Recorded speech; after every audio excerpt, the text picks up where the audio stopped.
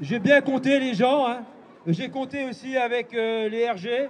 On est grosso modo à peu près, nous sommes des millions. Saint-Lô, à l'heure de la marche pour le climat. Ici, on aime bien jouer sur les mots qui rongent la planète. Chiffre à l'appui, ils étaient 550 manifestants selon la préfecture. Pour sûr, plusieurs centaines de personnes à défiler dans les rues du centre-ville, avec encore une fois la présence très remarquée de cette jeunesse au cœur d'un cortège intergénérationnel. Ça fait quelques jours qu'on en parle et on avait préparé nos pancartes pour venir. Donc voilà, ils ont mis leurs mains, hein, tu montres Antime. Mettre le doigt là où ça fait peur. Gaz à effet de serre, dérèglement climatique. Aujourd'hui, pour beaucoup, il y a une urgence absolue à ce que le gouvernement s'empare de ce dossier brûlant.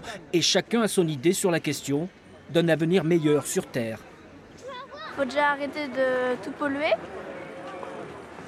Faut arrêter de prendre la voiture. Moins gaspiller l'eau, donner aux personnes, donner des ressources aux personnes qui ne peuvent pas avoir. Il faut préserver nos campagnes, il faut préserver cette biodiversité, monsieur le dit très bien. Alors, c'était là bien sûr un échantillon très restreint de doléances recueillies par écrit. On propose aux gens de marquer toutes leurs idées, on va les poser dans les bureaux de nos élus et essayer de faire en sorte d'avoir des effets.